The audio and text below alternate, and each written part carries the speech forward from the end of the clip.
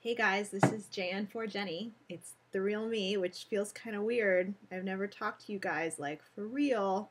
So my real name is Jen, and I thought I would make this request by video because I think it's really boring to read in words, and I think maybe you'll understand it better if I describe it in person. So, as some of you know, I'm a graduate student at The Ohio State University, and I'm studying in the English department in a subspecialty called Digital Media Studies, and I study under an advisor here, Professor Cynthia Self. And one of her many projects that she's gotten going at OSU, if you look over at my web browser, is this project called the Digital Archive of Literacy Narratives. If you want to visit this website yourself, it's at daln.osu.edu. As it says on the website, the DALN is a publicly available archive of personal literacy narratives in a variety of formats that together provide a historical record of the literacy practices and values of contributors. Okay, so in plainer English, it's a place where regular everyday people come together to tell individual stories about how reading and writing has affected their life. And it can be all kinds of stories. There's some stories about horses in there. There's stories about school. There's stories about grandma reading to you when you're a kid. There's stories about people's tattoos, right, and like things that they've had written on their body. So really any kind of story that you have that feels meaningful to you about your relationship with reading and writing. So here's where you guys come in. I have some homework from my class with my advisor, Professor Cynthia Self, and she has asked us to collect literacy narratives for the DALN. She'd like us to get 5, and only one of them can be ourselves. So we need to get at least 4 other people. And she'd like them to all be related together in some kind of way. So she suggested something like people who are all from the same neighborhood, or people who are all from the same family, or people who all share a literacy practice. So something like you could do a bunch of people that play Scrabble, right, because they all play the same word game. And I have to say, the first people I thought of was us. I thought of the outside course. You know, this is a place where every single day we use reading and writing to connect with each other. And I know that when I joined this site, I really didn't expect it to affect me in the way that it did, or to make so many friends here, or to use writing in the ways that I use them here. So I wondered if, okay, here comes my cat. Sorry, here she goes. I wondered if 4 of you would consider joining me in telling video narratives. Hi, Boston, come here. In telling video narratives about our time at the outside course and how we use reading and writing there. You could say anything you wanted. I'm not going to tell you what to say. If you prefer, I can certainly interview you. But I'm looking for, you know, what people really think about how we use the outside course. Okay, that's it, kitty. Love you, but don't need you right now. I think this could be really powerful for a couple of reasons. One reason is that a lot of people who've contributed to the DALN think about it as a contribution to history. You know, this is a true archive in the truest sense. It's maintained with funding from the state of Ohio through the Ohio State Library System. So this is not like some, you know, fly-by-night project. This is going to be around for generations to come. So your children's children might see you on video talking about how the internet, which was, you know, part of our time, might have affected things. Another reason is I think that the outside course is a really special place, and there hasn't really been a lot of contribution online from normal people or researchers about everyday literacy online. You know, how regular everyday people use reading and writing every day on the internet to communicate and how it affects their lives. So let me first kind of describe what this process would look like, and then I want you to know 100% like why I want this stuff. So if you choose to join this project, you can tell any kind of story about reading and writing using the outsidecourse.com. The narrative, according to the DALN, can be in any kind of format, but for this project, I'm really looking for people who are willing to contribute in video format, possibly also audio and text. I'm going to put possibly audio and text. So if the only thing stopping you from joining us is you're a little worried about the video part, talk to me. I might be able to get my advisor, Cindy, to play along and let us do audio or text. But I would really love to have video, and there's lots of easy ways to do this.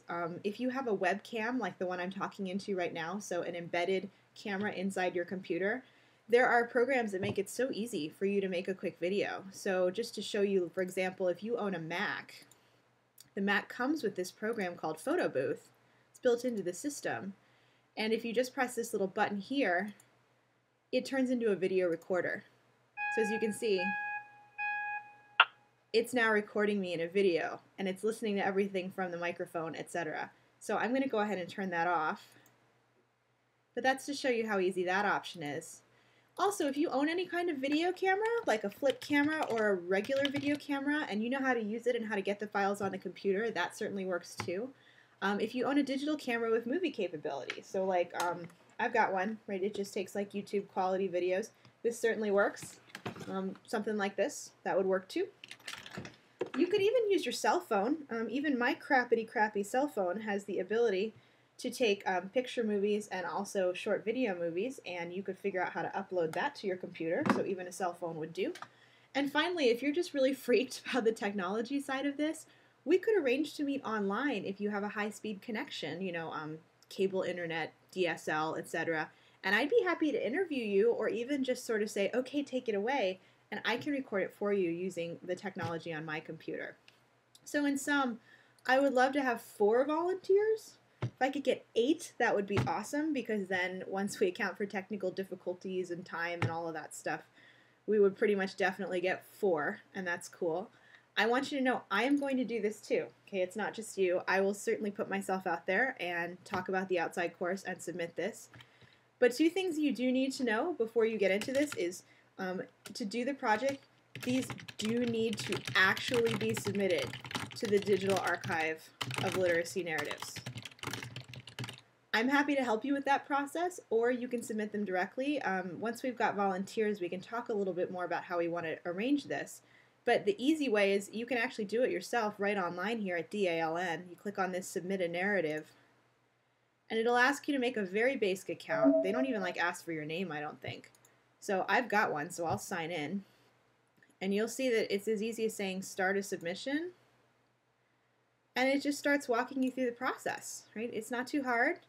You know, do you consent to participate? I'm an adult, sure. Do I release my materials to the DALN? Sure. And then it gives you the option to give information related to the narrative, right? You might choose to identify yourself or not. You might choose your year of birth or not. You might give your gender or not. So you can decide how much information you want attached to your narrative. You'll review some licensing information, and finally you'll click Complete, and off it will go to the people at the DALN, who honestly, they just kind of check it to make sure it's about reading and writing, and that's all. They don't really edit the content at all. They just make sure it's about reading and writing, and into the archive it goes. Now finally, I do want to be 100% honest. I've talked to Cindy about this, and I've made it really clear to her that this is an online community that I care about, and I consider many of you friends, and that makes me a little nervous about collecting literacy narratives from my friends because of the project that we're going to do with it. And Cindy told me, try not to worry right now because you don't know for sure what you're going to do with it.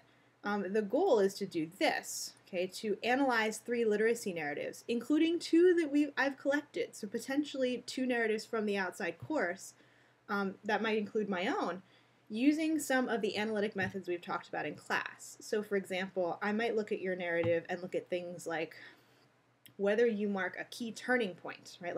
And then something really changed for me, and it changed the way I use the site, for example. This is real academic research, and we're potentially going to look at turning it into a journal article. Personally, if I included someone else's literacy narrative in a journal article, for me, I think it would only be fair that I ask that person to be a co-author. So your name could actually appear on the paper, you would have a lot of control over the content, so that you would know absolutely what was being said about you. It wouldn't be a case of hey, I'll just write about this person and not tell them what I'm talking about. That would be really unfair. And it really enriches my research if I know your perspective on how you're seeing the way that people are looking at your narrative. But I thought it was only fair to mention this, right?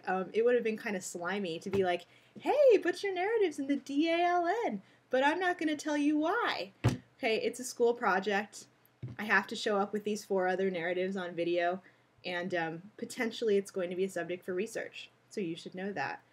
I'm really excited about it. At first I was a little nervous, but then I realized every single day I go onto the outside course and I put myself out there in text, in public.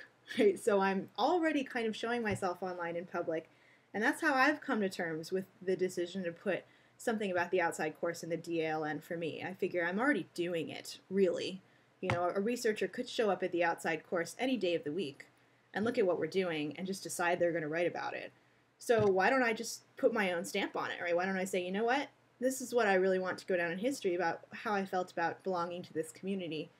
And I guess that's it. So if you have any questions, please don't hesitate to contact me. I'll be on the thread on Outside Course. You can PM me. You can email me through the forum with any questions or concerns. I'm not even sure if we're going to go forward at this point, right? So even if you're like, you just want to kind of put some things on the table, right? Like maybe some things I hadn't thought about, please, by all means. This is kind of an experiment at this point, and I'm not 100% counting on it working, but I would really love to make it work because I think it's really cool. So that's it. Thanks for spending 10 minutes watching this. I know it was a lot. Thanks.